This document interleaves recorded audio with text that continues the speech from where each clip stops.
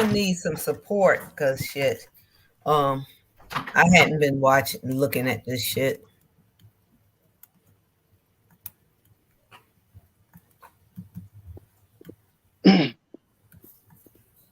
Go ahead and start.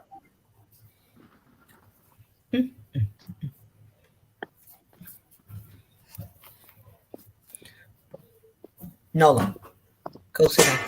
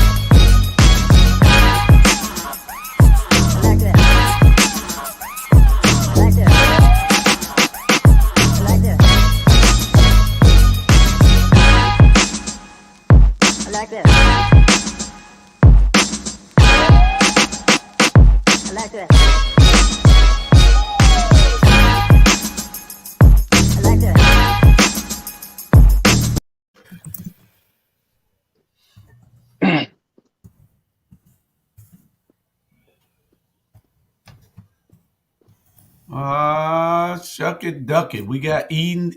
You done been messed up again. I see you back there in the backstage holding your head down because you done messed up and then put the countdown in. You forgot all about the countdown. It's okay. We don't have to count down. Yeah, we don't have to count down. 30, just forget about it. 28, 27, 26. We just pop on in. Bernard Brown. Yeah. Where Bernard Brown at? Bernard ain't popped in yet. But also we're drinking that nut juice. Oh, yeah, that's what Bernard thing is. He's drinking that nut juice. But we got Robert. He's all decked down and looking sharp and suave. Listen, Lord, it's been a long day. So one of and just just give folks. They're doing some good stuff here. We had a women's roundtable today, and actually, Chandra, you'll appreciate this. I heard from Vanessa. What's her name? Hold on. We'll give it to you in a minute. Oh shit! What's her name? Vanessa White, director of NASA's Johnson Space Center. Does that name ring a bell? Yeah. Yeah. So she was one of our speakers today, along with Soledad O'Brien. Cool.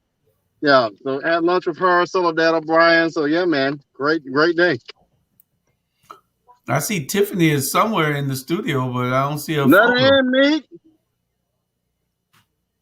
She's somewhere, but she ain't in her photo ain't up there. Tiffany, you there? What happened to Robert? Now Robert left out.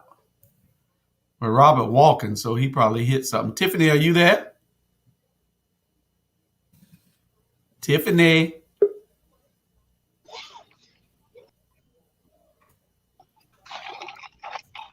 Tiffany, turn that camera and that mic on. She don't have nothing on right now. Don't be scared. Okay. Good folks. How's everything in the weather in Texas? It is raining and it's going to be 40 degrees tomorrow. That's because they lost that World Series. Yeah, they lost the World Series. That ass whoop. It should have been cold already there after that ass whipping. But you know what, y'all are wasting this on me because I don't follow baseball at all. Oh, okay. But they got kicked in the balls. And the other thing I don't do is root for anything, any of the teams here. So, okay. All right. They're gonna run her ass out of here. She get a pass, Robert. She get a pass. Wow. She get a pass. We'll give her a pass. I'm trying to make sure I set my. We got a lot to talk about tonight. A lot. Meek, you have not put in the 15-minute time clock either. You're supposed to be doing that. So I need you in the studio this week getting that 15-minute time clock put it in here so I can put it in the window so we can have our clock on here. We'll have it next week. We got a 15 minutes, so just keep track of the time. We're gonna start the 15 minute at 15 minutes after, which is in about 2 minutes. But how's things with you, Robert? Look here, all is well. One of the things I'm doing is working with some folks on some political aspirations. I'll leave it at that. And today, some of y'all don't know, but I call myself a regional person, regional leadership. So while I live in Savannah, my work is elsewhere. So today we celebrated Women's Roundtable. I'm trying to find my damn parking pass. Women's Roundtable. It was phenomenal. So I had a chance to connect with Soledad O'Brien, if y'all know who that is. Oh, so awesome day. Yeah, a beautiful woman, great talk. So yeah. What the hell I did? That's my girl. Where's my ticker at? I got two producers back there engineering. Ain't neither one of them. Okay, there they go. You can erase the SPLOS one. We won SPLOS. We got SPLOS. SPLOS on our agenda, isn't it? Yeah, that's awesome. It's on our agenda. We'll talk about that after a while. But you can erase that one. Anyway, we got the lightning round starting in about 30 seconds. And we don't know where Charlie is. He's still on vacation. I heard his plane got held up in Hawaii. So he might have a deal in Houston, Sandra. So just take care. Yeah, he's in Hawaii since he was kidnapped and we paid for his ransom. He took a trip to Hawaii. So he called me. So he'll be back later on, I guess. We got a lot to talk about, and it's time. Get our 15 minutes ready. Tiffany keep going out. They go to good brother, good doctor. Oh Lord, get my damn receipt. Look at him. Listen, y'all don't mind me. Let me tell y'all something about Chandra. Chandra, let me tell you something about these fundraising events. Let's just say they give you nice accommodations. They really do. I've been to a lot of them. Yeah. Thank you, Jesus. You hobnobbing with the big boys there. Man, listen. Soledad earlier today. Now you there with Tim Scott. Yeah, listen. Listen. Give Tim Scott a message for me. No, you motherfucker, my revenue. Hey, but Jamal, you there in South Carolina with Tim Scott and the governor. I can feel how I feel, but when you write the check, baby, don't tell Jamal to read it though. All right, just don't sell out. Because you know we're gonna talk about sell out, but listen, I'll take your money, but I ain't gonna sell out now. Hey, because you don't want Sandra X. You see what's up there today, right? Sandra X. Oh shoot. I'm trying to behave today. I got to do it. Let me tell y'all the quick story. Let me tell you about the first time I met brother Jamal Touré. We had a meeting at the coffee shop. Jamal said, let me tell you why you pissed me off. I'm like, damn. That's why I respect them now. I'm gonna tell you about these black men, Julius and Jamal and Jay. I respect anybody that's gonna be real with you, and I appreciate that. So I just had to share that. Okay, well, we appreciate you, brother. Yeah, but go ahead, y'all. Oh, Tiff. Oh shit. There you go, Tiff. Tiffany X. I was in the Sorry, y'all. I had logged on my phone. Don't tell no lie. I'm trying to get my background quiet. Oh, okay. Okay. Where your children at? Honey. I put them up. Don't do my nephews and nieces like that now. Okay, well, we getting ready for the lightning round. Y'all 2 minutes over on the lightning round anyway. First subject on the lightning round. Huh? Y'all, I hope y'all got y'all agenda today. Oh, Lord. Let me pull it up. Yeah. I don't know why you don't have it. You know you get it every Monday or Tuesday, and you be ready. But today it came on Wednesday because I was this election, which we'll talk about after a while. Anyway, NFL player Henry Ruggs was in an auto accident, ran into the back of another car, and killed the woman. Yep. Yeah. Jesus. He just ruined his life, his career. They fired him within 15 minutes, didn't they? Yeah. From Houston. Yeah. They sure did. I mean, they didn't play no game. But you know what? Wait a minute. Do y'all remember that during the Super Bowl, was it last year? There was one of the coaches or something like that. It had something to do with Tampa Bay, I think. And he had well, it was one of them. I think it was either a coach or his son or whatever. But the son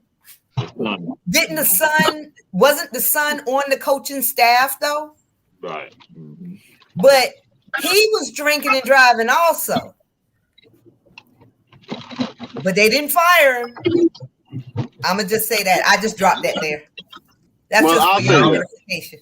And I'll say this, even there's a limit, and it takes us a while to know our limit. Okay. Now, my thing is this: you have one or two, and you know your limit. Whatever. That's your discretion.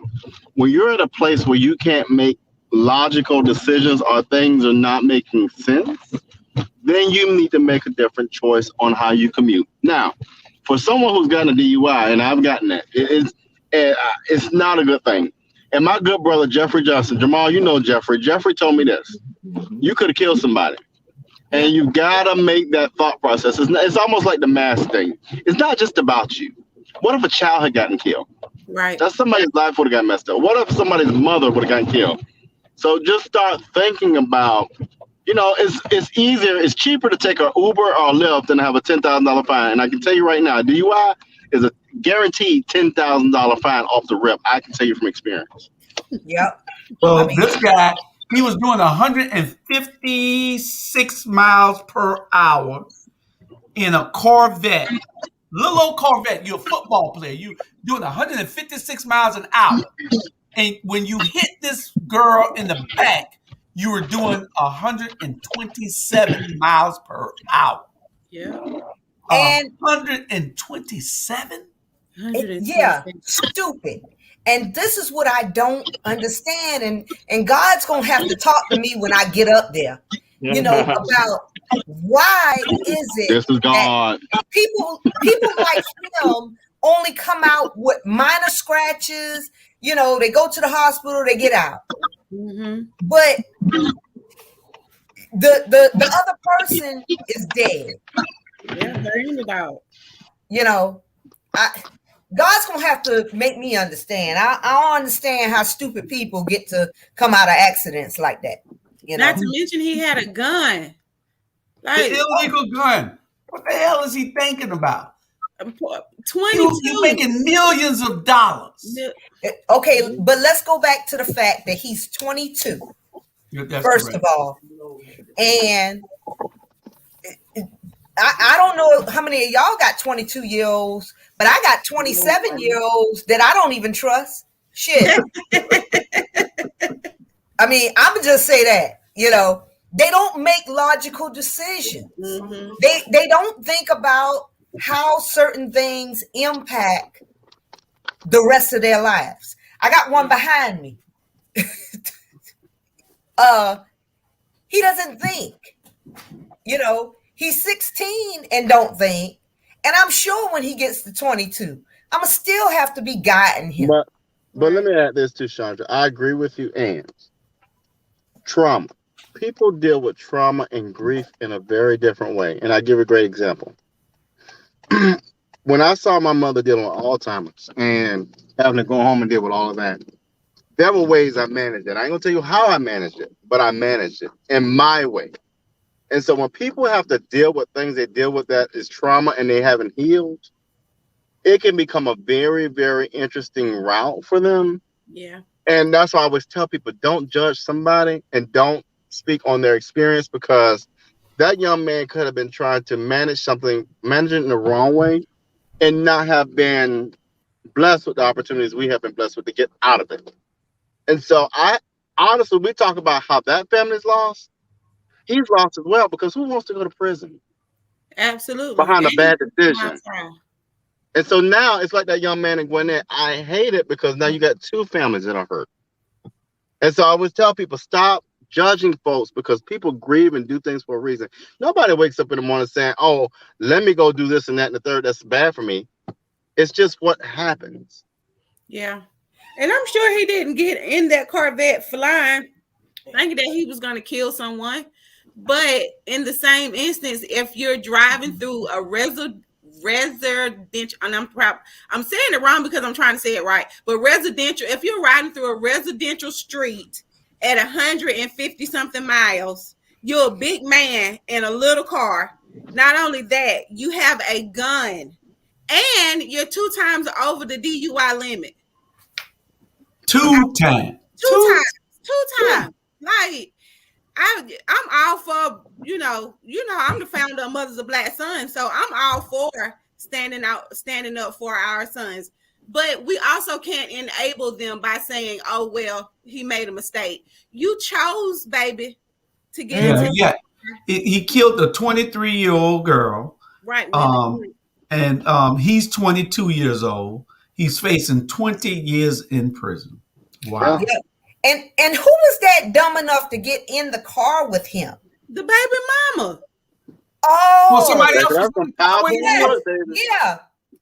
Somebody was in the car with him. Yeah. Unfortunately, yeah. Mm-hmm. In a Corvette, and she lived? She only had like a wrist injury. Right. Mm-hmm. Yeah. And I'll say this. To Tiffany's point, Tiffany's exactly right. Here's where I had the issue. I don't believe in punishing, incarcerating people for nonviolent crimes. But in this instance, you did hurt somebody. Now you're dealing with a violent crime. And so you're right. I mean, I hate it for him. You got a $10 million. You could have made a different choice. I'm telling you right now, a $50 Uber is better than a life in prison. A $50 Uber is better than a night in prison. A night in jail. $50 Uber is way better than a night in jail. That's the point of Uber. And being transparent, baby, you go to Chatham County, they tell you take them damn socks off. I was like, hell to the no. And and these what guys you mean, take my socks off? These guys hang with each other. We gotta get to our next subject. These guys hang with each other. This is supposed to be the lightning round. Y'all going too slow with it. These guys hang with each other. They should have somebody who all of them can hire to pool their resources together. Say, okay, we're gonna pay $50,000 a year to this company to just take us wherever we gotta go at in the city. Why are we driving? It's just foolishness. Will Smith said he fell in love with Stockard Channing in 1993, filming the movie 6 Degrees of Separation. Ain't that something? Isn't Stockard Channing? Isn't she old? Wasn't she? Well, she is now, but back in 1993, she was old back then. She was way older than him. Well, she was a little older. She was older than him. Yeah, I agree with my sister. That's right. Yeah. So yeah, but he fell in love with it because they had this love scene in there. I think he was playing Sidney Poitier's son or something, trying to fool him. He was a con man or something. 6 Degrees of Separation or something. I thought he played some gay role in that. And I was gonna go there. Doesn't him and y'all viewers? I don't know. I'm just asking. Doesn't him and Jada have like this situationship where they like swing and they like do different things? Yeah. And recently Jada came on and talked about the sexual experience, and then she went back and had to address that. And so people now use the phrase jading. That please don't jada me, stuff like that. Baby. And so she would go back and say, "Oh no, Will and I have no issue regarding sex," but she was just throwing some things out there when she was talking to Gwyneth Paltrow. So yeah. Next, why is Caitlyn Jenner, also known as Bruce Jenner, getting so much damn airplay? Y'all don't do that. Why? Why is Caitlyn Jenner getting so much damn airplay? Can y'all tell me this, please? Well, because he's a phenomenon. He's a Republican. Do right. Let me tell you something. I don't get my pronouns together, and I am LGBT. I don't know. So, forgive me. But that's their pronoun. She is a Republican, and I think she's running for governor or something. Caitlyn Jenner's running for office? Running for governor in California. I don't know if she still is. I thought she was just trying to see if Kim and Courtney and Chloe can make a bid, then she they daddy. She can too.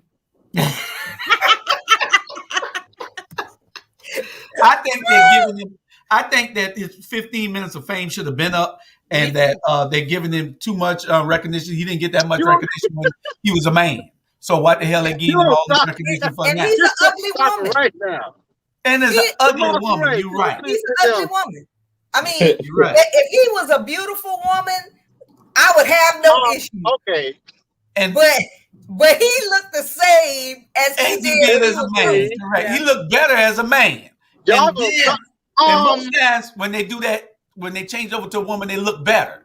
He looked worse. Oh God! And now he's claiming that O.J. Simpson told him or told somebody that he was gonna kill Nicole and get away with it. He just wanted some attention. Dr. Ray, could you please ask them respectful? Okay, Atlanta Braves won the World Series. God, Jesus. Go Braves! Go Braves! Atlanta Braves won the World Series, y'all. They did. We won it since 1995. What? 1988? What? 1995. Oh, okay. They broke the Georgia curse. They broke the Georgia curse for a bit. Well, they did, because at least y'all got one winning team up in there. Georgia for the Huh? Okay. I learned that Saturday. Georgia's the number one. Yeah, they are. But okay, y'all got 1 minute. When it comes down to it, they're not gonna win it all. We'll see. We'll see. We'll and see. We praying to God they don't win it at all. But also speaking on football, welcome to Eagle Nation, Coach Helton. Talk about a damn good hire. Hey, Georgia Southern's on the map. He's not gonna get on the field. So Georgia Southern, y'all ain't gonna talk about the Eagles now. Come on, Teray, you gotta get them now. Y'all ain't gonna talk about the Eagles now. Yeah. Anyway, we got Ahmaud Arbery trial down in Brunswick, and they got some big gathering. Jamal, you know about it? Something big is happening there for the next 3 days or something. One organization has been down there every day of the trial.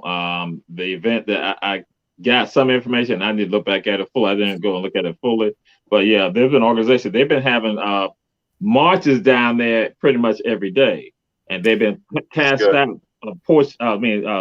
on the front of the courthouse.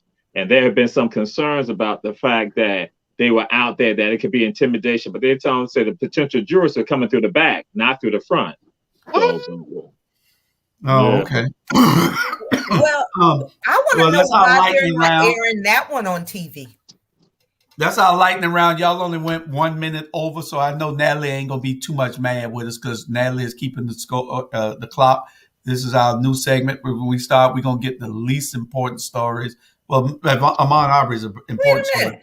It's an important story, but in our lightning round, he just happened to not make the list today, and then because we'd already said it, except for the lightning round, I go back and find those other stories. So we'll see after they pick the jury what happened. Jamal, Tanya went to homecoming and she got you and me one of these, so yours is here. I'll see if I can put it in the car if I see you. She got this for you. You can't see. I know you can't see, right? I can't see. She told me to make sure you get this here. She got you a FAMU t-shirt and me one. So we got to dress like twins one day so she could take a picture, she said. I'm trying to see. I can't see. That's it for our lightning round. Our first subject of the day is the NFL still highly a racist organization? Is it a highly racist organization? It seems to be for some reason. I don't know. Y'all tell me how y'all feel. It was yes, it's the new slave trade. Think about it. Yeah, you got mostly black folks who get traded, who get put on this invisible auction block, and they get bidded on. You know what I'm saying? How many? Give you a great example. Look at the situation with Deshaun Watson. They're going back and forth on how much this person's worth. Did you see that with Tom Brady? Did you see that with the Caucasian? And I'm not trying to be funny or whatever, but it's very different. So it's an invisible blah. And after they are done with them, they kick them out the system. They don't give them the same opportunities to be analysts or reporters or whatever. They just say, go on your merry way. And what do you see? A lot of them have mismanaged their money with no plan in sight. And so what? So that's just my take on it. Okay. Tiffany, you was about to say something. I absolutely agree with Robert. Like we've seen this so many times, and they don't stand by their players the way that they should. When you go into the NFL, you give your everything. Like you get, you're subject to concussions, you're subject to all of these different things, but once you get yourself in that predicament and you're no longer, it's like a horse. When the horse breaks its leg, you shoot the horse. That's like a lot of NFL players. Yeah, good analogy. I think that what you got, the NFL shows their racism so blatantly when you got two great quarterbacks out there like Cam Newton and Colin Kaepernick, and none of these teams won't put him in. Colin Kaepernick did nothing but bring awareness to this country. He brought awareness to this country. He should be a hero. Absolutely. A hero. You want us to stand and salute a flag, a pledge to a flag that has been our ropes that hung us for so long. Absolutely. You want us to but you don't want to give these two people who are clearly better than 75% of the quarterbacks in the NFL. Clearly better than the ones that are currently starting on what is 32 teams. It's clearly better than the ones that are starting on 24 of the teams. Yeah. And you can't get them they did something that they can't get back in. Really? That don't make no sense. What did Cam Newton do? I missed it. Dress funny? I don't know what he did. Cam Newton, he got cut by New England the last day because he didn't want to do something. What was it, Robert, that Cam Newton did? He didn't want to take the COVID shot or something? Cam's issue was Cam wanted to be very much stylish. And okay, here's the real deal with Cam, and I'm gonna go off script. This is what it is. At the end of the day, they had, and Teray, you'll feel me on this, they had a nice, shiny white boy that could resemble Brady, and you got this Negro over here who want to do his style and represent his culture, and that's a no-no in the white world. Right. It is what it is. Yeah, because they still expect us to assimilate. Yeah, right. Okay, it was him not getting vaccinated at first. That's what it was. That's the bullshit excuse. Yeah, it was. Because I can guarantee you this. He was the starting quarterback,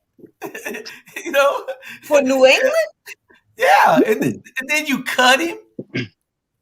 Yeah, racism. All this money. It's the same thing with Michael Vick. Let's go back to Michael Vick. Let me break this down for you. It wasn't that the reason Michael Vick got in that. Hold on, I'm gonna break it down to y'all. The same thing with Cosby and Vick. Vick was promised $10 million, $100 million. They thought about that shit. Said, y'all get, excuse my language, y'all gave that nigga that how much money? So now we got to find a reason to retract that. So we're gonna say, oh, let's go find some dirt on him. You mean to tell me dogfighting is more important than sex trafficking, but you let the Patriots owner go out there and do some sex trafficking bullshit, but yet Michael go hunt with that bullshit.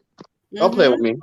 Watch your language. I get it, but my thing is this. I get so tired of our people sitting here being blinded by the stuff that's going on in their face and sitting here siding with the Caucasian folks. And again, I say black folk can't be racist, but how you going to let the owner of the Patriots go down there to Florida, participate in a sex act, continue to make your money, but yet Michael Vick get in trouble for some dog fighting? Mm-hmm. Oh, okay. And go to prison for 2 years. And I want to add on to that. Now, when you said that, my brother, something else I share with folks, that the whole issue, I said, people, you're more concerned about the dogs than about the poor children and impoverished people who live in every city that you have an NFL team. There's homelessness and poverty in all those cities. And I'm like, they're not even that concerned about them, because you can go, I told folks, if you're in DC, you see homeless people right there on the metro, right on the outside of the metro. They walk past them. But you're more concerned about dogs. Now, something else I'm throw out there, because again, I'm glad y'all ain't bringing it up, because that's something I had posted. I went and posted it that, okay, Aaron Rodgers has COVID. He has COVID. So guess what that means? Aaron Rodgers was not vaccinated. He was not vaccinated, but guess what? You were trying to use that type of stuff against Cam. That Cam wasn't vaccinated, but Cam got vaccinated. But here go Aaron Rodgers. So now I'm saying, check out the narratives and see what's going on with that. And some people even allude to that. Aaron, when asked the question, he said, I'm immunized, that he lied about it. So let's see about how they handle that with regards to how he should be treated now. No, they're not going to address it. They're going to hope we get over it. So exactly. And that goes to your very question, Julius. That's it right there. Because again, all that basically, Aaron lied, misled the folks, but they're now not even vaccinated, but they were getting on cam about that. Mm-hmm. Yeah. Oh, yeah. So that is an issue that they're still highly racist. And we know that. Is another boycott needed? What needs to happen to bring attention to make these people understand that you cannot continue to treat us this way? But you got these ball players with so much money, and instead of them doing what they need to do to pool their monies to make things happen in a positive way, to be a force to be reckoned with, they know that they can give us these money. And what the first thing we do, we go out and buy a new Corvette. We go out and we party every night. We race up and down the streets until we crash. We do silly things with this money because they know that we're just going to throw it away and not invest it and do what it needs to be done. And I'm not talking about every player in the NFL. That's not true for every player. But it's true for a great deal of them, that they throw this money away and they could have been doing something productive in their communities, and they don't, you know. Now I'm gonna do something. I'm gonna cause it. I'm gonna do something. I'm gonna put this out here because I got a video. I've not put the video out yet, but I've been waiting on another incident that I need to go and get that straightened out first. But I'm put this other video out, so I'm gonna call some people. And some people, Julius, right now, your people gonna get mad with me. And again, Robert, your supporters gonna get mad with me because you don't need to be called the NFL. Why don't we call out the ILA? Why don't we call them out? Okay. Why don't we call them out? Because they can do something in the community. Because the video that I got that'll be coming out, let y'all know I'm calling them out about that. And you talking about we know you are destructionment, displacement, regentrification, resegregation by economics. And again, there's a plan that was in place that some of them can embrace. So I'm hoping that even if they get mad with me, embrace the plan and do what you got to do with regards to changing the dynamics here. Because y'all about to get your bonuses. Because you're about to get your bonuses right now. Jamar Torre, the one main NAACP of Savannah, Georgia. That's right. So, and you're right. If we can call out the preachers, if we can call out all our political leaders, then the ILA has a responsibility to this community also, and they need to be called out also. They have $600 million sitting in the bank. You know, they are a powerful organization. $600 million sitting in the bank and do nothing but give away bicycles and turkeys. They need to be doing more. You know, all my friends work down there. Everybody I know, I grew up with them. I guess I could probably leave here right now and go down there and get a job. But you know, but anyway, we got the call. We got the truth. The truth shall be revealed on everything. We don't cut the mustard or hold anything back on anybody, irrespective of relationships or anything. We're going to tell it like it is on this platform. So y'all can get mad if you want. We just going to keep telling it like it is. But it's called being unapologetic. You got to. Yeah. I can appreciate someone who is unapologetic for a value that they stand on. When you wishy-washy, that's suspect to me. Mm-hmm. That's right. I'm with you. It is what it is. Okay, so our next subject, election results from Tuesday. Don't steal our thunder for Saturday now. Election results for Tuesday. I ain't got. Listen. Y'all got them. Y'all know what they are. Let's start with House Seat 165. Who's Teray? No, Robert ain't going to speak on that. I ain't going to speak on Teray's family members. So I'm quiet. I'm moved. That Carl Gilliard's seat? No, that's the seat, the open Chandra, seat. That's you ain't going to talk about my church member, my frat brother, Mickey Stevens. Yeah. Oh, that's Mickey Stevens' seat. Okay. You don't talk about you just disrespecting my frat brother. I'm going to fight you when I see. Hey, so now Edna Jackson won. Edna Jackson won last night without a runoff. Edna won? Yeah. Wait. Baby, Edna, she drunk kicked them jokers. Edna won. Edna won without a runoff. 53% of the vote. You know why? You know why? Please tell. Because she's always had a machine behind her. Mm-hmm. She's Bob James, all of them. They wanted to get her somewhere, because they have to benefit. They lost their benefits when she lost the mayorship. He lost the mayorship for a second. Who lost it? But now he has it back. Who? Bob? Bob James. Yeah.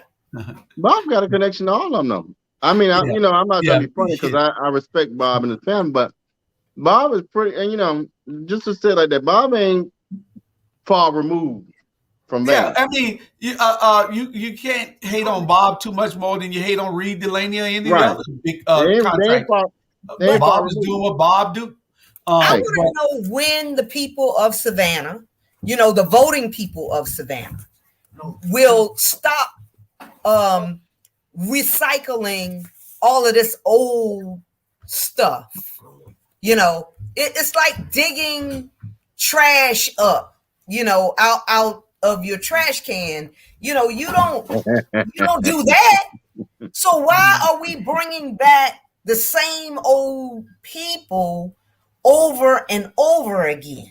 Well, let me answer that. Cecilia, we're working on that system. That's coming up, I think. Oh, that's part of this here. It's called elections, and what we got to do is bring awareness to the people. What do you say, Jamal? That's what I was going to say. One of the things, and I tell folks, and I shared this with a councilwoman, Alicia Miller Blakely, earlier today. One of the issues that I long realized, and I realized this back in the 80s, and I saw it in the 90s and in the 2000s, that voter education is relevant and pertinent. Voter education. And we take it lightly, but that is something that is absolutely needed, because guess what some people are going to do? They say, because I don't know who to vote for, I'm going to go ahead and vote for this person right here. Even when it goes against their best interest. And that is something that has gone on. And I've heard that, just to go show you how long it's going on with me, understanding in this area where people say, I'm going to vote for recyclers. Even when folks is like saying we need to get recyclers out of office, but folks saying, I'm going to vote for John Recyclers. That's why I didn't know who to vote for. And I'm standing looking at them, with these campaign literature stuff, like saying, what in the world? But that happens again, and that's across the entire country. And so also another issue that I tell folks, the same type of campaign that was happening in January 2020 And what happened in the fall of November and December of 2019 did not happen now. And you know for a fact you can't operate like that. But that's what occurred. I'm saying, look at the political parties here. They did not do what they needed to do to really get the turnout. And that's what needed to happen. Get the turnout, get the people to turn out. And so that's when you get those ineffective leaders not getting into office. And then we're trying to figure out why we still in the condition that we're in after somebody being there supporting an issue that now has caused detrimental impacts on us for some 20 years, 2 decades. Mm-hmm. Can I piggyback off of Teray real quick? And I'm going to go back to when Daniel and I ran for Public Service Commission. Nobody, including myself, knew what that meant and what that was. However, if you go on my Facebook page right now, if you're a Georgia Power customer, because of your Public Service Commission, you will now pay an additional $4 on top of your bill a month. Now, why is that important? You're paying for that plant Vogel. That every time that project is delayed, you're paying an additional $1 billion that Georgia Power should be paying. Now, voters didn't understand that. But when Daniel and I brought that forward, it made sense. So what we've got to do, like you said, Brother Trey, is start letting people understand why does this matter and how does it impact you as a voter. Well, and now let me go and throw something out there too now. When you not have these runoffs, and so everybody's focused on John Ossoff and Raphael Warnock, they should have been also focused on Daniel and did not do that. That's right.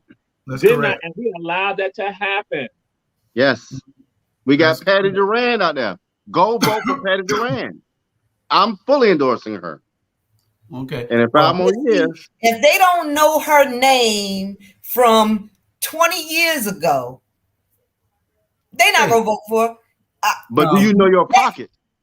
Hey, listen, Robert, obviously you didn't have time today hobnocking with the darn Soledad O'Brien, McMasters, and Tim Scott to look at the agenda to understand that you have jumped the gun, and that's subject number 4.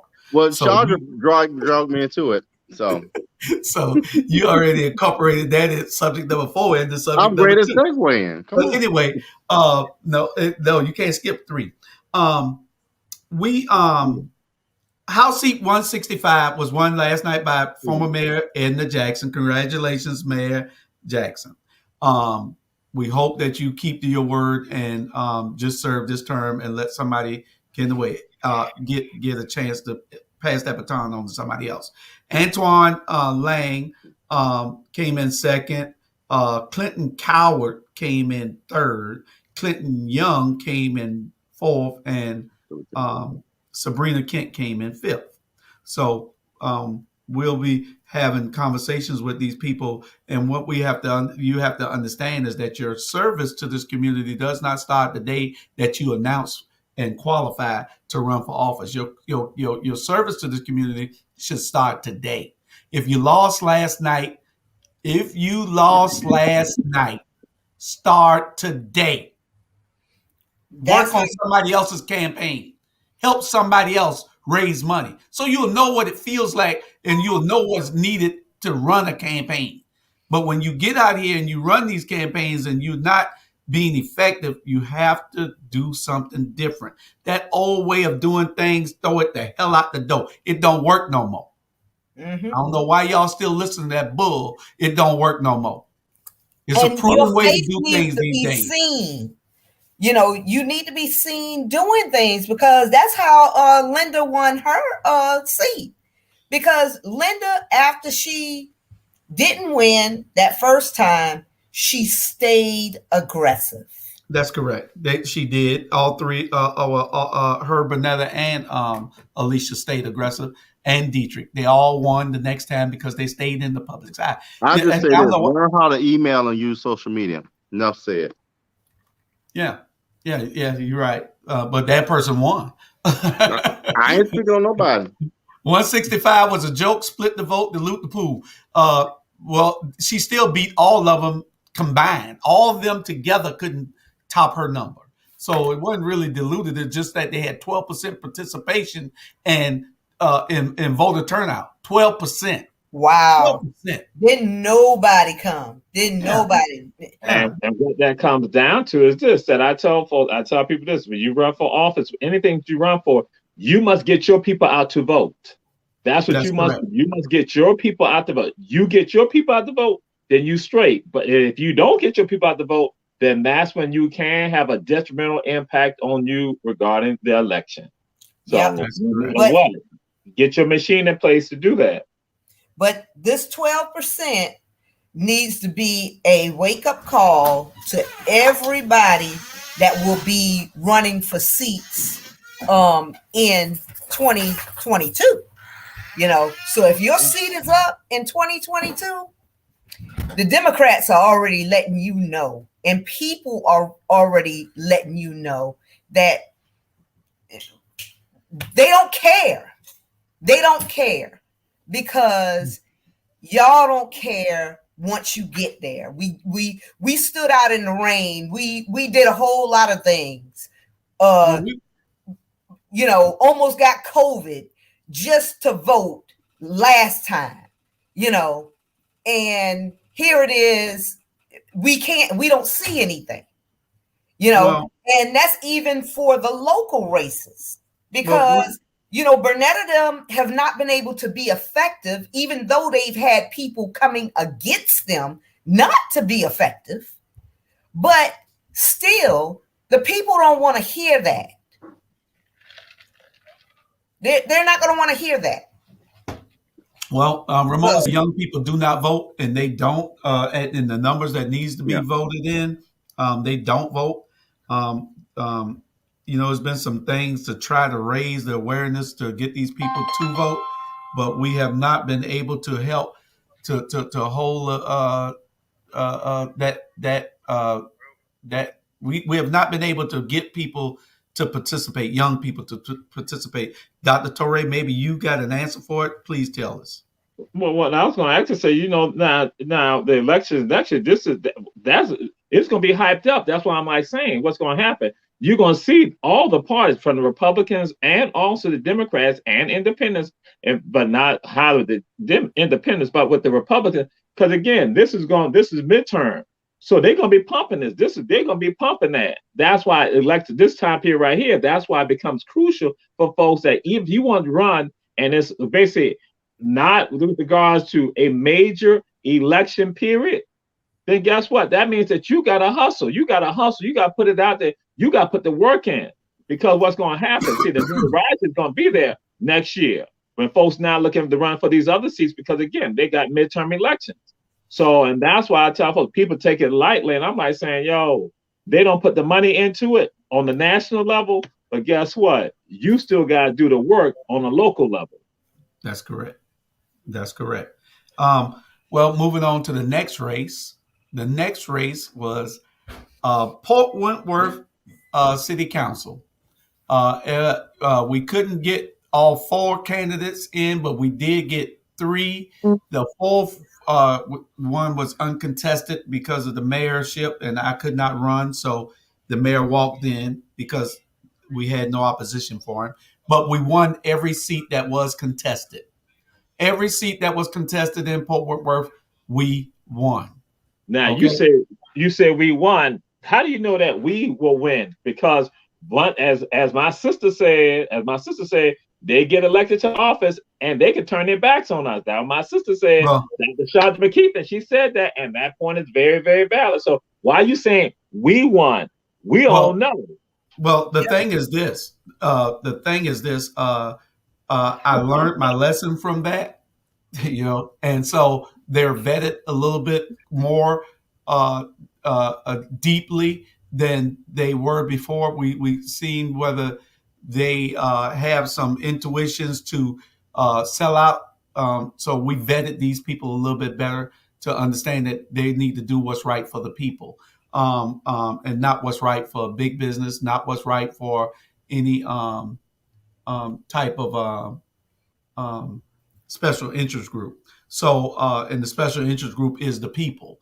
And that's what we have to get the people to understand, that the people are, the elected officials to understand that the people are our special interest groups. So I'm hoping, Jamar, and you make a great point, that we are going to turn the tide in this, and from now on start looking at these candidates a little bit better, and holding them to their word.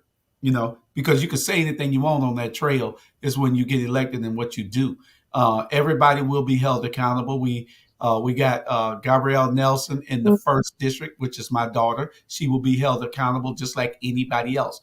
There won't be no rod spared for anybody. If she doesn't do what she's supposed to do, she'll get it by us. If Rufus Bright in the 3rd, if he doesn't do what he needs to do, then for the people, then he'll get it. And Joellen Smith at large, if she doesn't do what she needs to do for the people, not for Julius, not for herself, not for anybody else around, for the people, then to make this city grow and flourish into what it needs to be, then she'll get it. We're not holding it back on anybody on this platform ever.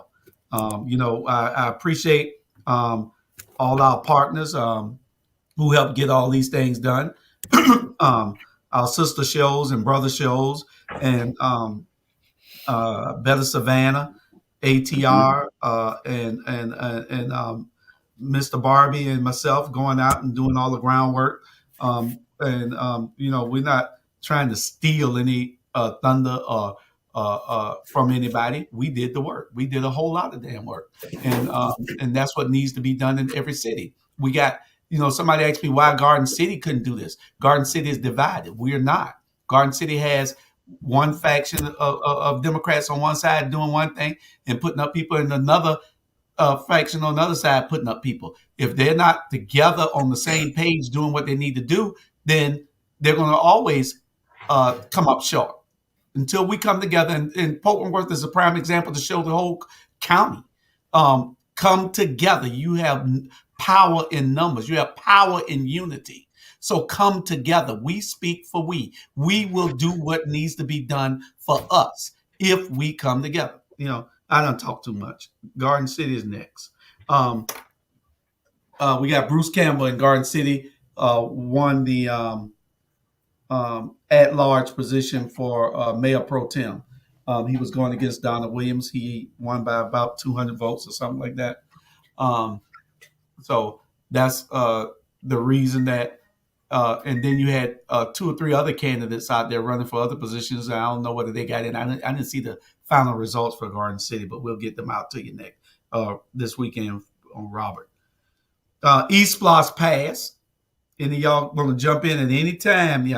Y'all say what you want to say. How did that pass? How did that pass when it's not coming to any of us? We're not going to benefit. They still treat us unfairly. I was opposed to East Bloss. That's what I was going to say, my brother. Well, this is where we're going to disagree. Me and Robert are pro East Bloss. I want to understand why y'all disagree when, and I'm going to be very real with you. You and I, all of us were provided not adequate, pretty decent facilities and educational resources. Why not enhance that for the people that come behind us? But it does not, that money does not fairly come into the neighborhoods that it should. It's not for neighborhoods, it's for schools. Huh? It's for schools, not neighborhoods. Well, it doesn't, it's not split up fairly. He's saying communities. Well, that's why you then elect school boards. Oh, yeah. Okay. And this money. I see you playing retarded, Rob. No, I'm not. I'm not. What I'm saying is people allocate funds. Initiatives and ballot initiatives don't allocate funds. To say that you're going to withhold a vote to educate students is retarded. So let's be clear about it. You allocate the funds, then you go back and you elect the school board that will allocate it equally. That's how that works. And then it might not look fair. But it doesn't work like that here, and has to work like that here. Oh, no, it will in the future. Has not. It will in the future. Stay tuned. Exactly. But Exactly. a lot of And you're times, working by the time the new administration come in, they already have those budgets and all of the projects that they want to do with the eSplosh. So you guys are just actually carrying out what they've already put on the table. Well, Sandra, you have to look at what's going on here with what Dr. Levette is doing. All the schools are being replaced. Every one of them. These schools last about 50 years. Every 50 years, the schools need to be replaced. So now we have new schools almost for every high school except Robert's old high school. I don't want to call their name. Windsor Forest High School of Excellence. Jamal should not be against it because he got a state of the art damn school over there. With You don't know where he went to school. Them bums over there. And I'm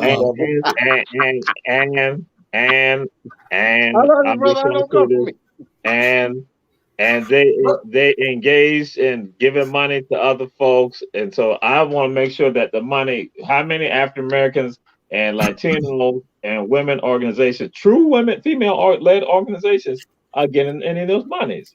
And you're right. You're right. That's what needs to be done. You're absolutely correct. And I think the system that they have in place now, with the people that they got in place now, that the last one was on somebody else's watch. This one is on Levette's watch, and she got a team in there to do what's right. We just got to make sure that they know that we're watching. We should not just totally throw it out the door because it was handled improperly before, when we got these kids that need to go to great high schools, have great facilities, great fields to play on, and we got to do what's right for our kids and our grandkids, and irrespective of who getting all the money, somebody got to get the money to build a school. Let me say this. Let me say this real quick. I'm sorry. Two things. One, I will never advocate for withholding funds to educate our children. That's a bad decision. Because if you don't invest in the education on the front end, you're going to invest in the prison system on the back end. You believe it if you don't, go look at the statistics. The other part of it is this.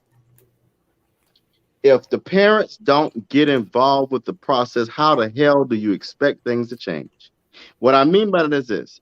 We need community and parent involvement to go in, just like we go in for a city council to make decisions. Do the same thing at the school board level. How many, and Jay Jones will tell you this, how many of our communities, our Black families, go to PTA meetings, go to school board meetings? We don't. So why are you going to sit here and blame them when we don't show up? See, I don't hold just them accountable. I'm going to hold me and you accountable as well. So if we're going to talk about it, let's sweep around our front door first. Correct. And I'm going to have to sign off because I got to be on this Zoom with Vanessa Taylor. But I'm going to say this, mamas and daddies, send your children to private school. Send them to private school. Hold on, Jamal. I'm going to do a plug in what we should be doing, for who's running for president, Dr. Torre or Dr. Bryant? I don't know, Tanya. You press them. You ask them and you press. You press them and you ask. We tried to get that answer. We don't know until January. One of them told me today. I ain't gonna say which one. But anyway, we'll learn in January. Jamal, I went on a tour this weekend. I went on a tour with the city manager of Savannah, and a bunch of other people, and we had an awesome tour. It's an African tour, and I implore every person in this county, not only if you're Black, but every person in this county, you need to take this tour. Call Day Clean Tours, and you need to. We need to put the information up. I think you sent it to me, but I need to have it strolling at the bottom. This tour was so I'm 59 years old. I'm from Savannah, Georgia. The stuff that I was taught this weekend, I did not know. It is so enriched my life. Is it Torre's tour? It's Torre's tour. Touchdown. And listen, this tour is absolutely amazing. And if somebody don't fund it, we need to have fundraisers to fund having the stuff that this man gives us on this tour as a part of our history here in Savannah, so it can't be lost. And we need to do work on this immediately, because when we put things off, it don't never get done. Somebody needs to give us a couple of $1 million to put this stuff into play, because this needs to be done and it needs to be recorded into history. That's just me with the plug. And I appreciate it, brother. I'm coming on your tour the next time I come to town. Sandra, I want to go back and get it, because he kept not wanting us to interrupt him. He kept telling us that me and Maxine Bryant was taking over his tour and shit. But the city manager, Jay Melvin, Tiffany had a great time. Always down in Savannah, so when they come back, Jamal, we're gonna sign them up. But they get the free tour. That's what I get the free tour. Everybody need to take this tour. When y'all see some people here for family reunion, when y'all see them in town for the getaways and everything, we need to, Jamal, you need to have us with cards. Everybody need to have 5 or 6 cards in their pocket at all times, so that you can give these people this when you see them downtown or in the mall or something, and start doing. Don't worry, we're gonna work on the marketing for this one. And I'll say this, I've heard the same thing. Our good brother, going back to Jeffrey. Jeffrey told me that you need to take Jamal's tour. So, hey man, I implore you. I've only heard great things about it. So every black person in Savannah probably need to do the tour. And not only every black person, every white person need to hear this too. I agree, but we got to know our history first. Yeah. Oh yeah. We need to go. But that tour is so eye-opening. It is 3 parts of it. You need to go in and get that first part. It's a 2-hour tour, and then you want to go back for the second and the third one. It was absolutely awesome. And I just want to say thank you. And I appreciate that. Why I want to have you there and have some folks there who could see, because just throwing out there on our tour that we got humor, but we also got information now. So we do it to empower folks, and you get a different perspective. And so, but you hear the political side, because somebody had questioned me about what's going to happen. I said, listen, we talk about politics on our tour all the time, sociological issues, all that comes out. And so what happens is that people now, if you are from here, and that's what Julia said, that's why I was glad he said it, it now gives you a different perspective. And now, just to share with some of y'all, that's why I look at the world the way that I do. Because, and then I'm just going to say this, see, I understand the pain and the anguish, and I see it, and I got to talk about it, and then give it some historical context, but then also go and see the highway robbery is some of this right here. That's why there's some politicians who know what I'm about, and that's why they're going to say, Jamal, we can never disagree with what you're saying, because we're giving you the facts, we're giving you the history. And that's what it's about. And so the neighborhood tour, like I tell folks, that's part 1, part 2, part 3. For you now to understand what's going on and what has historically happened in these neighborhoods that is relevant for us today. That's when we talk about poor leadership. Ain't no personality stuff going on with that.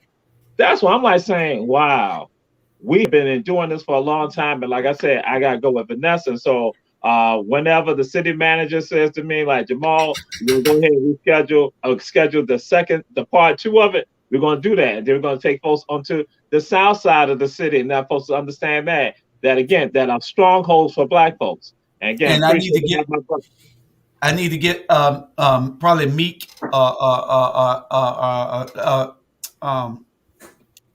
my little daughter their name? I need to get Meek and Eden on the tour also, because Eden is very interested in going, and she's 16 years old and at that age, and say she wants to go on that tour and learn because she's interested. We need her on it, and maybe we'll get them as a project for that they can film it. How can we get the Watchdogs to do a highlight of the major pieces? We don't want to do the whole tour, but maybe the highlights on the Watchdogs. We can work from out on that. I mean, we do that. So yeah, especially 12 o'clock, we can hit some stuff. So, but again, like I need to go with Vanessa Taylor because she got a project for Juneteenth. So again, much love. Appreciate all of you. If we finish, I'll hop back on because y'all have 5 hours to do a show. I ain't got but 55 minutes to do a show. No, it ain't. But Brown get 5 hours.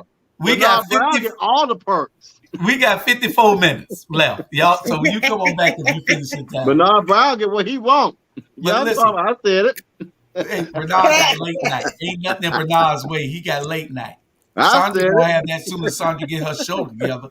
But I implore everybody to go and take this tour because, and I'm gonna go back on it again and take my wife. She needs to go and see this tour. This tour is absolutely eye-opening and amazing with the history that you do not know about this city. I like I said, I'm 59. I look 36, but I'm 59, about to be I was gonna say 60 25. in a couple of days. Be 60. You a So Scorpio? no, I'm born in January. I'm about to say, Lord All Jesus. right. All right. Fix it, Jesus. So Me too. You Capricorn? Absolutely. What day yours? January 17th. Mine the 9th. So Bless y'all heart. our birthday gifts, Robert. We just wanted to make sure Robert and Sandra knew that, so they'll know what I to got do. Y'all y'all. come back on. Yeah. Come on, my tag team partner. But you need. I've been here 59 years. Not all straight, but I'm 59 years old. Never knew the history because I thought since I'm here from Savannah, I don't need to know it.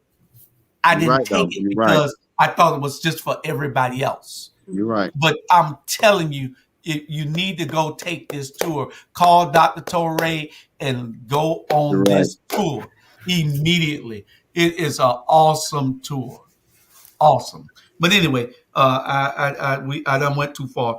We got we still on election results. I make so much topics on here just in case we get into something that we need to talk about that is interesting and we don't get to it. We can get to it next week. But we finished East Block. Tybee and Statesboro. Tybee, I don't know the results from Tybee. Jonathan won. Huh? Jonathan won. Jonathan won on Tybee? Yeah, the current mayor. Oh, okay. How about the guy Mac? Did he win? Mm-hmm. I don't know. Statesboro, your boy, he got reelected. The mayor, black mayor of Statesboro, he got reelected. That was awesome. And I'm gonna have on here this brother out of I think he out of Augusta. I'm gonna try to have him on the show. Me and you gonna talk about this in a couple of days. We're gonna have him on the Watchdog. This is a bad brother. I gotta let you listen to the tape first, though, Robert. I think his name Cooler, Culler, Culler, something like that. Boy, he's a bad boy. You need to, boy, Robert. Wait till you hear the tape of him and the mayor talking. Boy, listen. Some foolishness, y'all. Get this brother on. Some foolishness, y'all. Better watch out. Robert, we gonna get him on the show. I expect that from Jimmy J, not you. Hey, listen. What you mean? Look, hey, I'm just glad Kasim Reed excuse me, y'all. I'm glad Kasim Reed didn't get rid. Oh yeah, in Atlanta, Kasim Reed got blown out the water. When he did that to them elderly people, I have no respect for a person that disenfranchises elderly and children. I have no respect for you. That's sick. Kasim Reed got blown out, and then you got Virginia and New Jersey losing governorships, which was crazy. And we're going to talk about in Atlanta. Republic. It's oh God, the lady that I forgot her name, but she was like a neighborhood leader, kind of worked her way up through the political landscape, and a current councilman. But as long as Kasim's behind didn't come up there, I'm happy. I said it. That's his name, Colors. We gonna hey, look here. I want you, Sandra, when you hear Colors, you gonna be saying shit. His name is Colors X. I like him already. I'm gonna say it to you. He's a bad boy. He don't play the music. He don't play the radio, period. I don't know whether my wife heard it or not. She knew his name. I just heard it today, and he's my hero. But anyway, send it to me too, Julius. Huh? Send it to me too. Okay, I most certainly will. I'm gonna forward to y'all in a few minutes. When y'all get to talking, I'm gonna get on my phone and send it. But we got Atlanta mayor lost. Kasim Reed didn't get in, and then you got Virginia and New Jersey losing. Democratic mayors losing. New Jersey was huge. New Jersey, people realize New Jersey is a Democrat stronghold. And honestly, let me say this really quick. That for don't listen to CNN. I love CNN, but that was not an indictment on Joe Biden at all. What it was is people didn't get their sorry butts up to go vote. Period. That's it. In COVID era, the Republicans have had an underground resurgence, and they have been outworking us. And we're going to talk about that in one of our subjects in a few minutes. So we need to get through these subjects so we can have time to talk about our last subject, because I'm going to try to get through these things. So let's go on to reparations. Everybody getting reparations except Black people. Why? Everybody. We got 50 minutes that we got left, and we need to find out what we fit to talk about. Yep. Go ahead, Sandra. Did y'all see? I mean, well, you saw that foolishness that that Joe Biden is planning on giving all of those kids, the Mexican kids, $450,000 a piece. Yeah. Because they were separated from their parents. Well, damn, we've been separated from our land forever. They brought us over here, put us in slave ship, did everything that they could do to us, and we still here. And we still don't have any reparations. We don't get anything. They gave the Japanese when they interned the Japanese back in 41, 42, when it was, when they bombed Pearl Harbor, and they put all the Japanese and interned them in prisons. They gave each one of them, I believe, $20,000 a piece or something, I believe. For that little bit of time that they held them. They even gave the Holocaust survivors money. Yeah. And we didn't have nothing to damn do with the damn Holocaust. Exactly. We helped get them out. And why are we paying them? And Sandra, if I'm not mistaken, we're still paying them today. Exactly. Yeah. Shoot. I mean, they pay everybody except us. You know why? Because they don't respect us, because they see that we don't respect ourselves. We don't respect ourselves enough to put our foot down and say, no, it's time for you to ante up. It's time for us to get treated equally. It's time for, oh no, we're gonna say, oh, that was 100 years ago. That was the answer.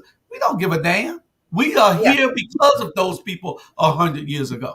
Right. Yep. I mean, y'all took out, I mean, anytime we tried to get land or do anything, you came back, you took that, I mean, it's just, we're watching it. And now you have these Republican governors coming on the scene saying, oh no, well, we don't even want, y'all making our white little kids feel bad. Well, what about our Black kids? Yeah, they're gonna feel horrible in a few weeks. That the only time their ancestors were talked about in school was in February, and all they ever heard about them was the slave ship, the this, the that. But they never heard that we actually contributed. Let me share this, and it's so pertinent what y'all talking about. So today, I don't mind saying what I got to say. WSB posted about the young man, right, that killed a teenager. We'll talk about that whenever. But I posted on there that we got to fix this, blah, blah, blah. Two black males are hurt. So somebody posted, why it always got to be about race? Now, one thing about it, let me tell y'all this. Don't ever challenge a diversity professional on race, because they're going to blow you up. So I replied, it was quite interesting that race was important when your folks wanted to lift up slavery. And it's quite important that your privilege allows you to talk about race when you want to. So to ignore race means that you want to ignore a whole identity, which means you want to ignore a whole people. So don't come at me talking about when you want to talk about race, because race is important every day. It shows up when you want to talk about oppression. So it just ties into what you're talking about. It irritates me when people say, oh, I don't see color. You got to see color, because if you don't see color, you don't see me. Exactly. That is the lie. And when I had a friend of mine, she said that too, because, white people seem to think, or other people seem to think, that just because they say, well, I don't see color, that I'm not a racist because I don't see color. No, I see color. I see culture, and I'm not going to negate your color.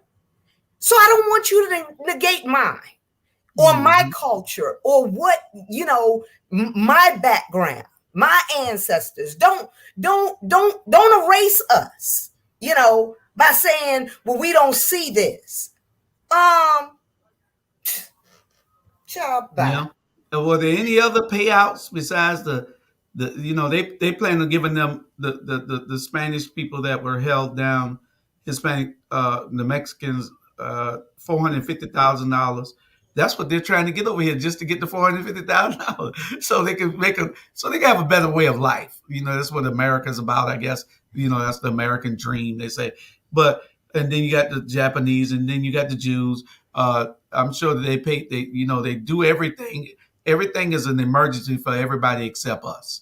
And and we're going to bring it. We're going to keep talking about it. Don't y'all think that we're going to stop talking about it? Because then when you have sorry Negroes that are supposed to be standing up and advocating for the people and they don't, then that's a problem with me. And that's a problem with this platform as long as I'm in charge of it.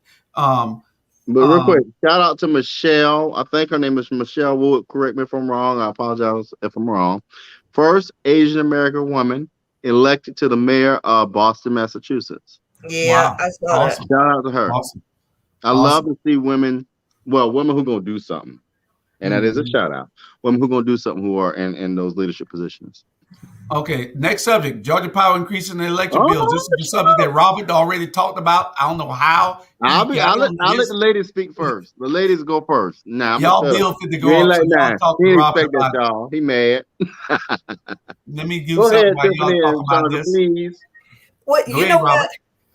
I got my child here. Go ahead. If you guys had, if Georgia had more competition, this would not be happening, because over here in Texas, we have like 20 electric companies. So we don't pay much for electric over here, because the more competition you have, the lower the rates, So my bill is never over $95. That's a blessing. So, yeah. So that is what needs to be done, all over. Because as long as Georgia Power, they can raise it $15 if they wanted to, because they're the only ones. Who y'all going to? Yeah. And that's that's exactly what Comcast said when Van them was holding on to that contract with them. You're being messy now. Oh, well, it needs to be talked about, because that was a kickback. That was a kickback all day long. Other companies could come in. That's Robert Frat, brother? No, I gotta mess with Sean. I'll mess with Chandra more than anything. Cause I'm hype for her. I'm a hype man. Y'all ain't caught that. Yeah, you the beige, brother. Yeah. Wait a minute now. You ain't had to all that. No. I love you, sister, but go ahead, y'all. Yeah, but why you gonna let Tiffany go? Why you see how? Now y'all see how he do now. Yeah, don't go acting out. Thinking about when you were running, Robert, and a lot of the points that you made about how our bills, we would see a increase in our bills, and how we should, as people, hold the company accountable. And I was really proud of you when you ran, but I seen that a lot of people still stuck with whom they wanted to stick with. And now when I open up my bill every month, I'm like, FUCK. Yeah. It's ridiculous that we're paying. I'm like, what is this? What's the environment? What's the nuclear cost for? We're paying for nuclear costs. We're paying for environmental costs, a franchise fee. Yeah. Let me break it down, y'all. Let me break it down. We got A, Plant Vogel, B. I'm looking at the agenda now. So let me tell y'all something that, folks, and I want people to share this part. Every election counts. If it didn't count, why the hell do you think they are trying to suppress your vote? What the governor has done and what the Public Service Commission should be doing are incongruent, and that's protecting the public. So why is your bill going up $4 a month?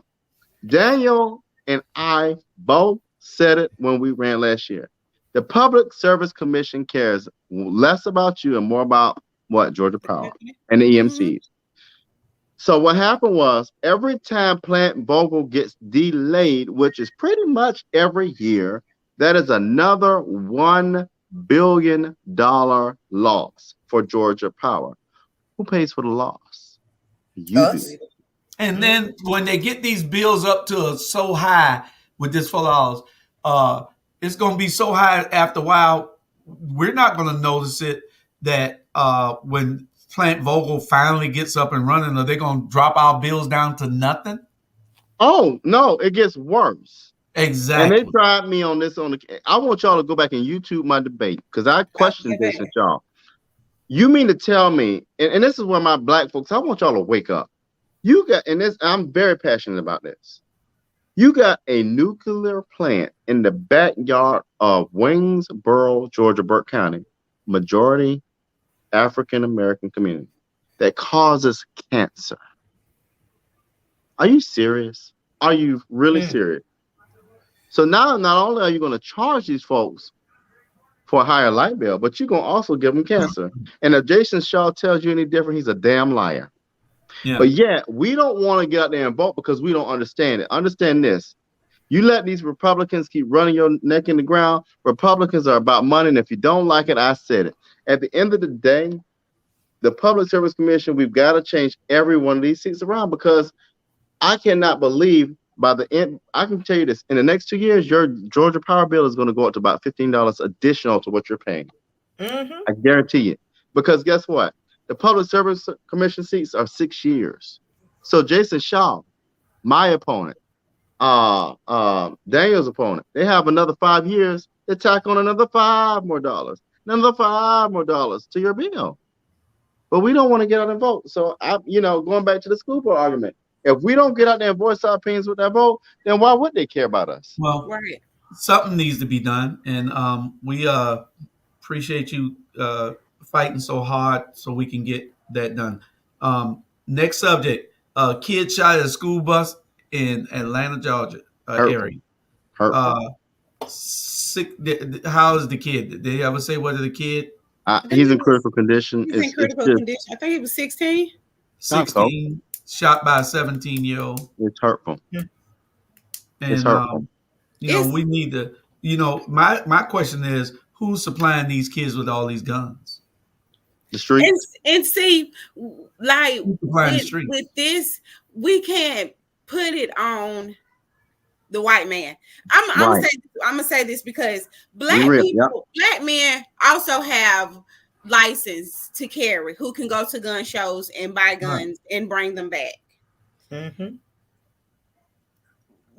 Young kids 16 and 17, they're so driven by what they see in the media and what they hear in music that they don't take into accountability that those bullets hurt.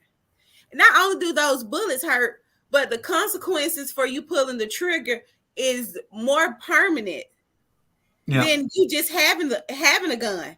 Just like the 22-year-old, he didn't even shoot anybody, but the fact that he had a gun in the car with him and he was drunk, that's another charge.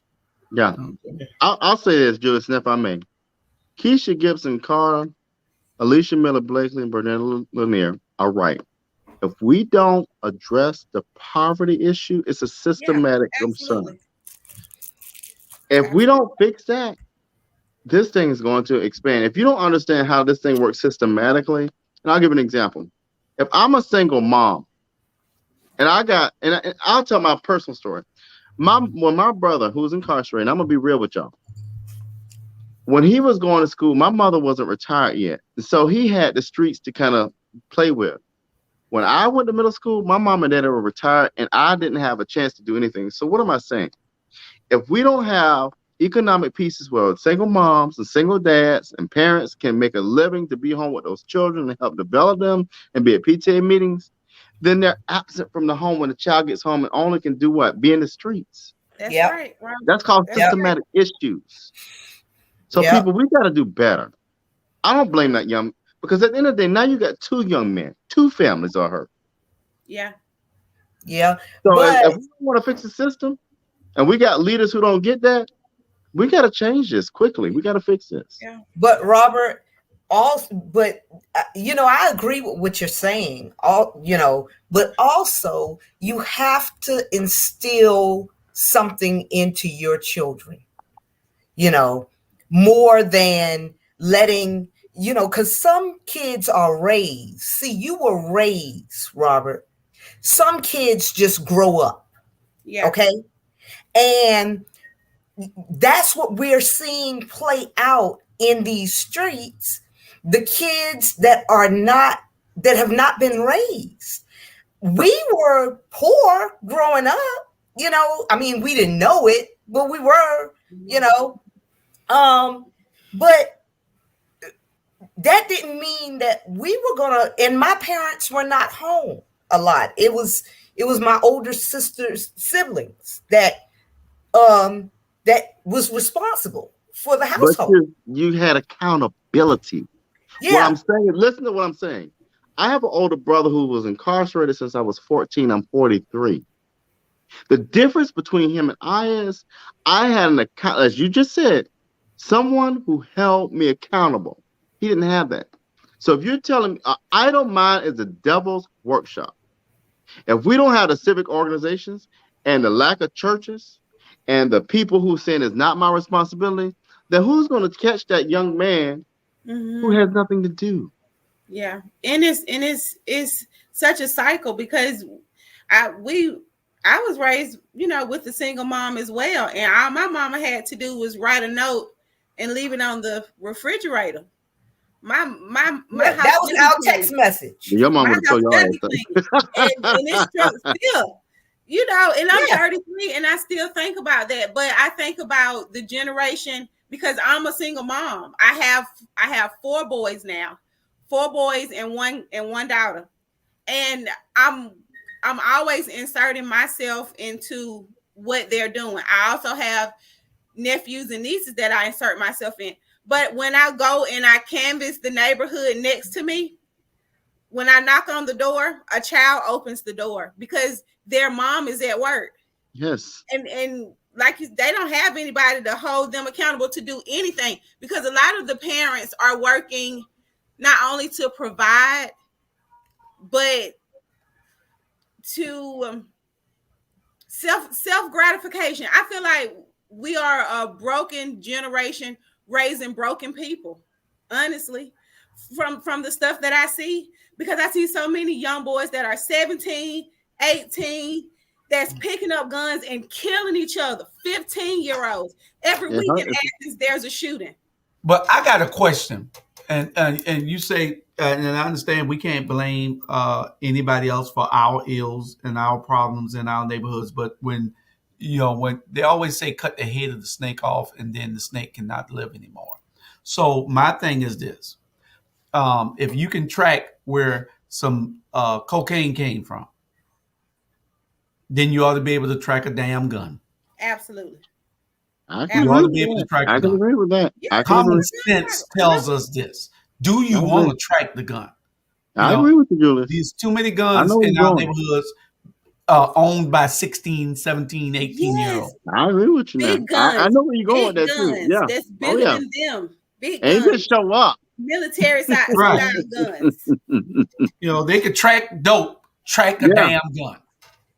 Yeah. And that's the thing. Policing.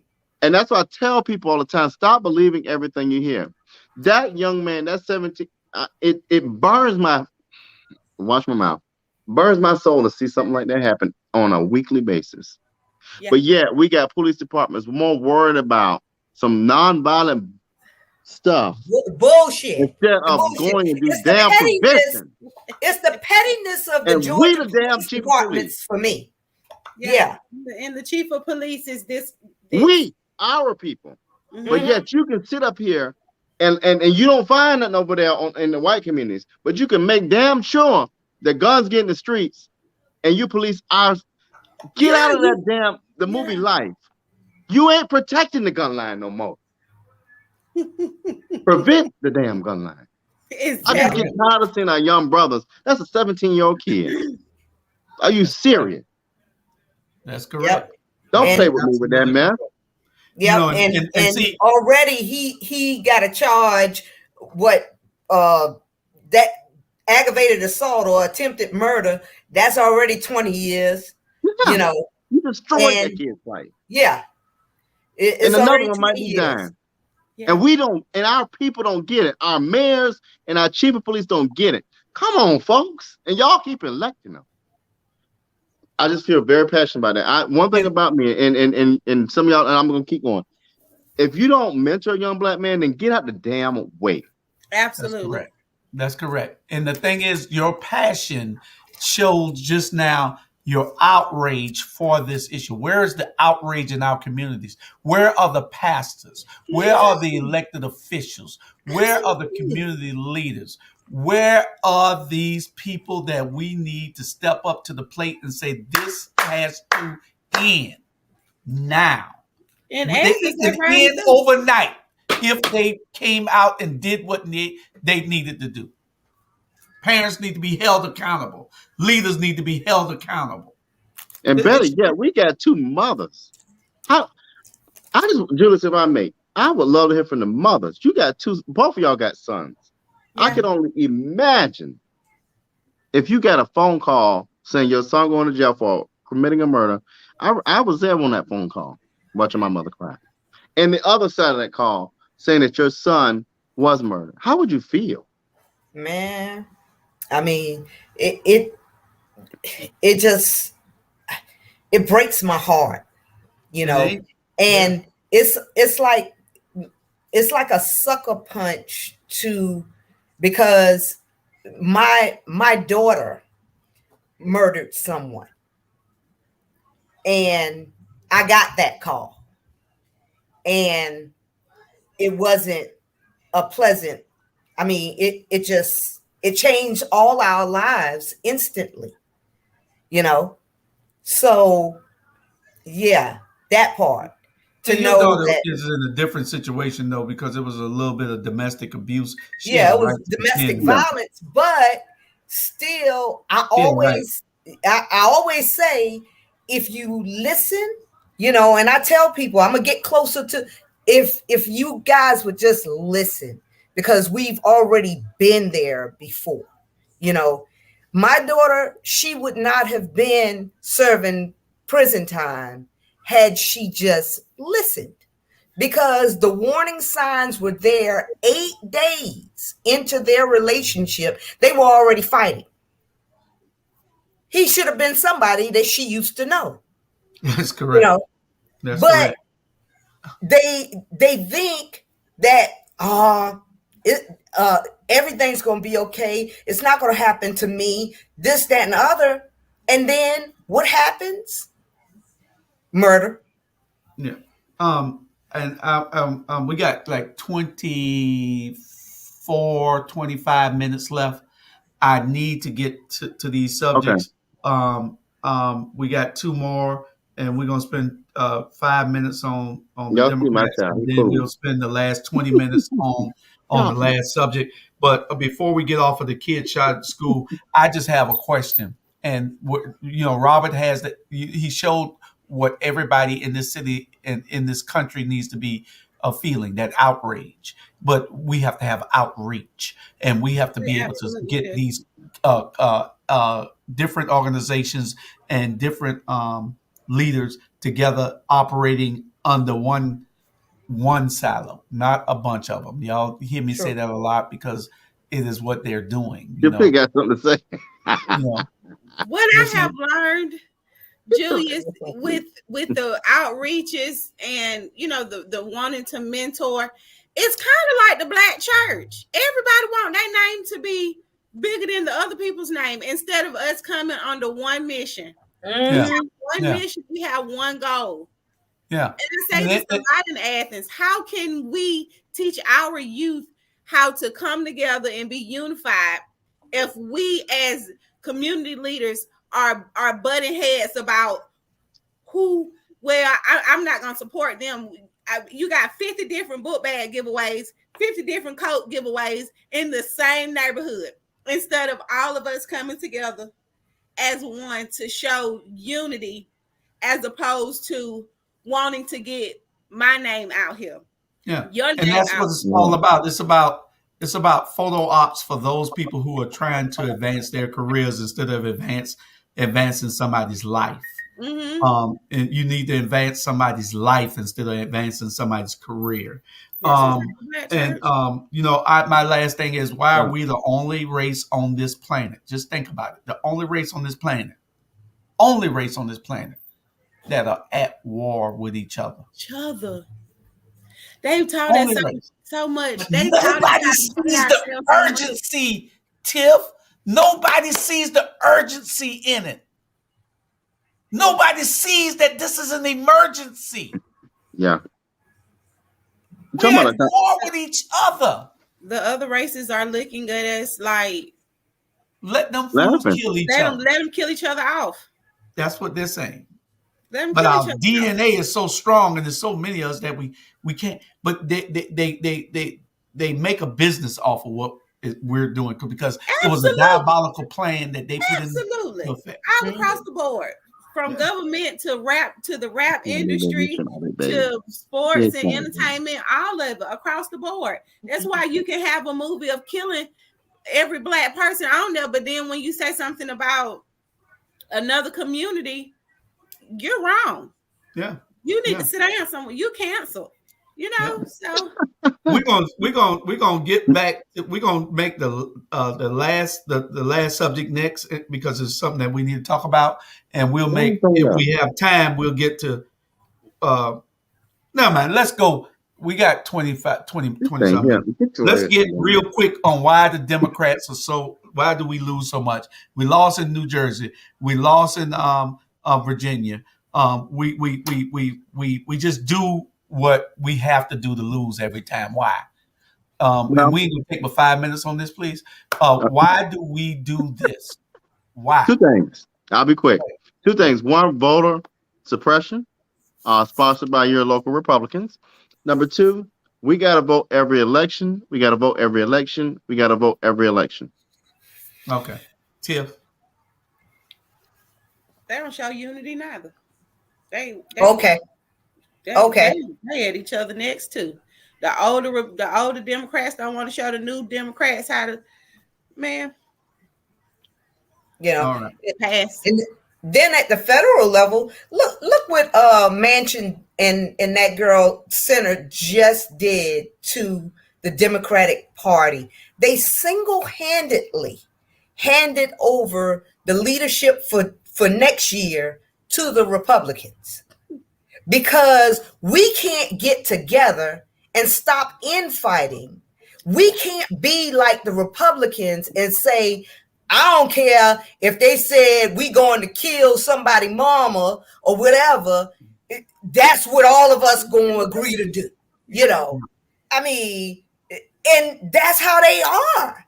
And it's terrible. It's really terrible, because we got to find out what the problem is, because Democrats, we fight infighting just like no other party on this earth. We all we do is fight each other, even when you have power. And the Republicans know how to get in step and do what's necessary to make things work for their party. We don't. We get power, and then we all get foolish. It's like a kid in the NFL. They get money, and then they get foolish. They want to party. The Democratic Party does not know how to retain power. They know they can luck up and get it every now and then when the country is so pissed off that they go and vote the Republicans out for doing stupid stuff like electing a clown like Donald Trump. But then, when you get the power back, you have no idea what to do with it, or how to retain it. Yeah. And I swear the Republicans probably swear an oath with before they take office with each other, that no matter what craziness we decide to do, we're all going to go for it.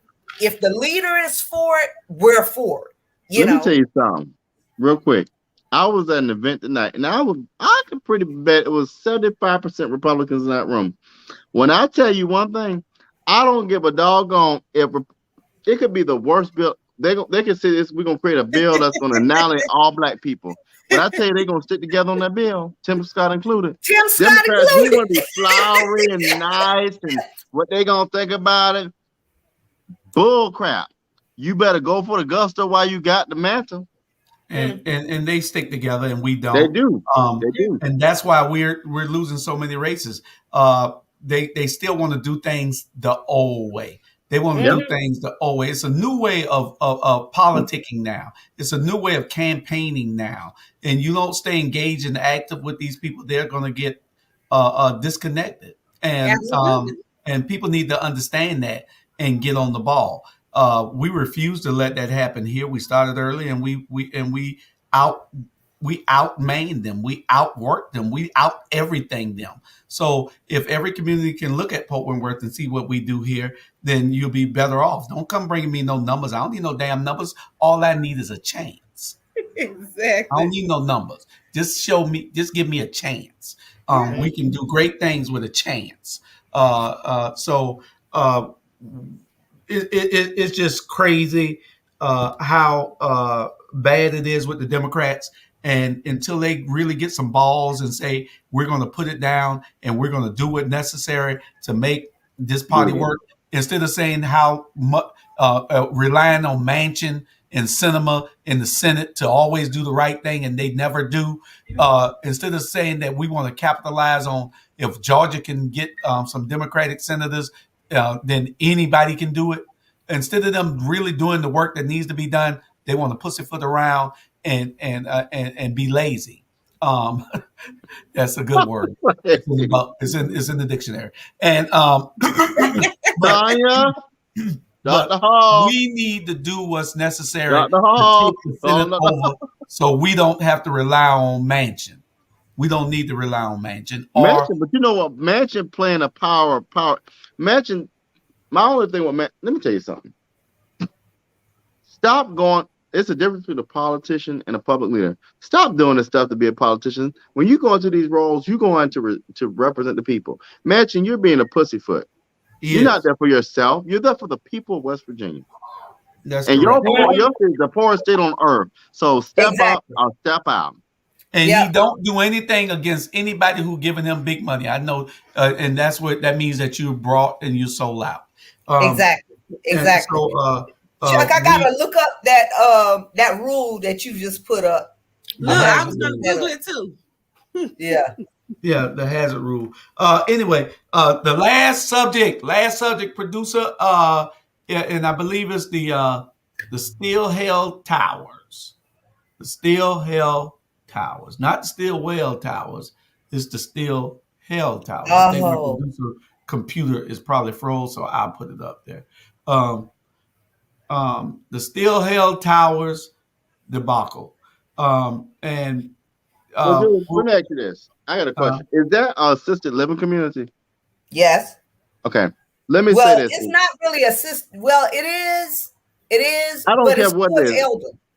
We need to force insurance companies to make it regular in insurance policies for in-home care. I'll tell you why. I took my mother. Alzheimer's is a deadly disease. I took her out to assisted living, and before I could hurt them people or burn that place down, I mean what I say, because I don't play about my mom and daddy. I do not play about them. I had to take her out of there. In-home care should be a part of insurance policies. I am very liberal in the way I think. Insurance policies need to cover not nursing home care, but in-home care. We need to get rid of nursing homes, period. Nursing homes are horrible. Yeah. In-home care, where people built their homes and want to live in their homes till they are transitioned, is the norm. Let's start doing that. Yep. And that was a part of Biden's Build Back Better plan, but I think that it got kicked out. You know, they don't. I mean, I don't know why we don't care about our young people and our old people. You know. Yeah. It's a plan. It's a plan. and we fall right into the trap. What I want to talk about though is that in Stillwell Towers is a housing authority of Savannah facility, and the housing authority has dropped the ball on this. You got 15, 16 floors. I think it's probably the tallest building in Savannah. 15, 16, 17. I don't know how many floors. It's the big building next to Memorial Hospital. How many? They don't care about it. And only one being serviced. I just Googled it. And they don't care. They don't. And see, but Robert, is part of all the playing. You let it just deteriorate into being nothing. Mm-hmm. And then when it deteriorates into being nothing, like they've let Yamacraw be, then they tear it down. Then they tell you there's no money to fix it. So now they have to sell it to some private contractor who gets it for little or nothing, puts $20 million into it to bring it back up, and now you have a high-rise luxury apartment complex, or it's towed down to put on a new wing for Memorial Hospital or something. I don't know. It sits right next to it. Anything can happen with these people in this city these days. This is gentrification also. Yes, it is. Absolutely. Absolutely. It's terrible. And for full disclosure, Earlene Davis is running the housing authority, and she's running it very poorly. She's letting all these projects be ran into the ground, and then they are up for sale. Look at Francis Bato. They sat over there for all that time with the Weeping Time property, and then now the Salvation Army is coming out and bringing in poverty on top of poverty with a Salvation Army building. What the hell? We don't need that idea. Bring something out there that can create some economic drivers or something that needs to be out there other than that. You can develop that into an amusement park, a museum. But you know what?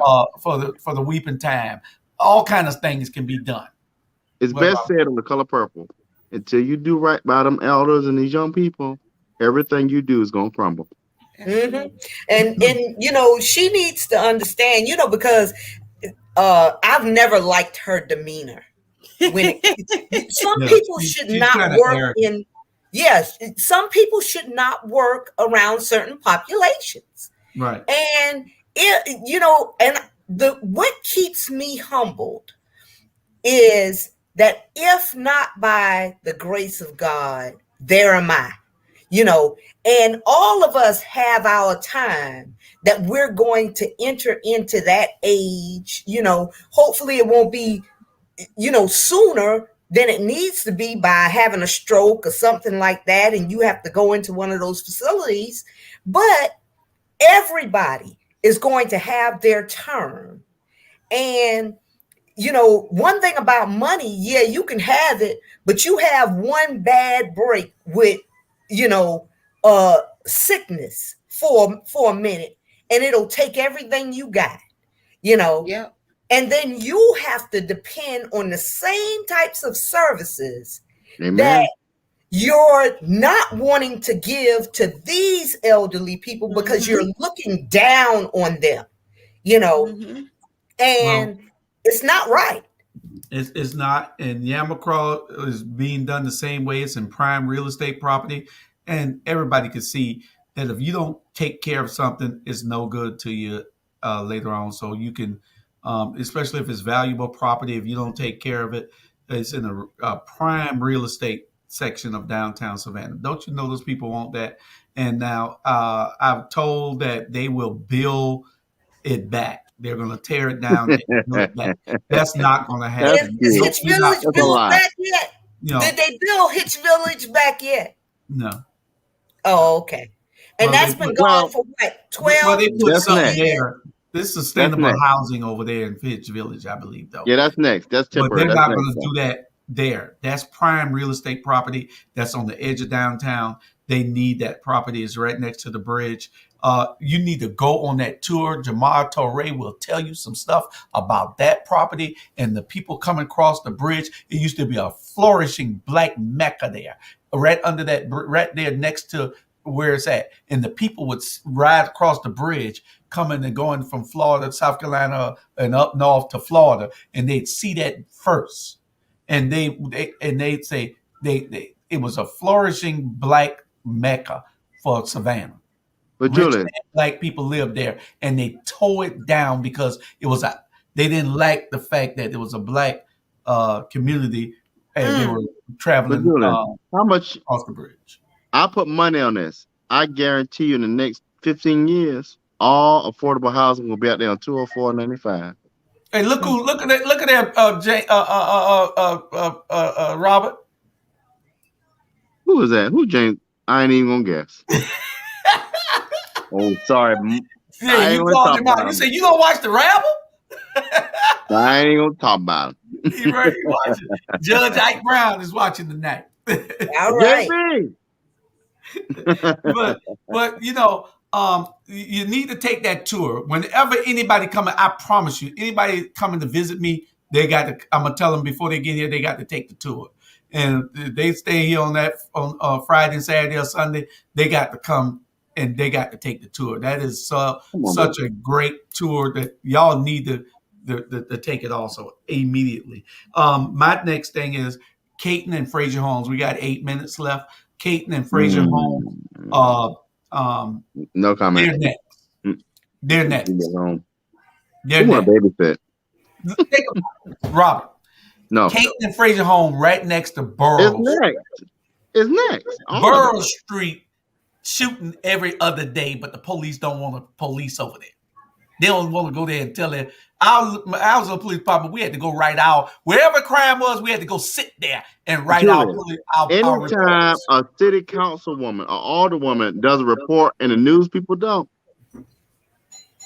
Yeah. Alicia Miller Blakely was out there reporting. I ain't see TLC. I ain't see the almighty Savannah Morning News. I ain't see WSAV. I ain't see WJCL. I ain't see Fox News. But a young man was shut up there. Let me tell y'all something about this mayor, and I'm sorry, Jay, about this mayor who allows this stuff to go on along with this chief of police. When you allow crime to go on, it gives you an opportunity zone to dismantle and to regentrify. That's how correct. The system works. Remember, when I started earlier, I talked about systematic shit. Systematic stuff.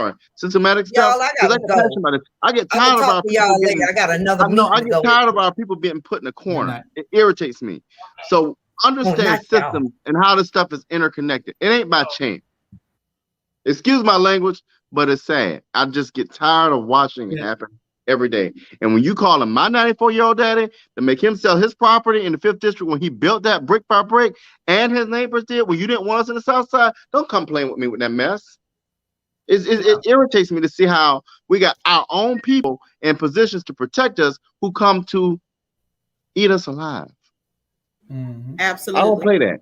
I do not play that. Don't ever sell your soul for $1. I ain't no money worth my ancestors. I can tell you that now. Yeah, it's terrible because you can see that Caton and Frazier Home is next because they're coming that way. They're gonna have to.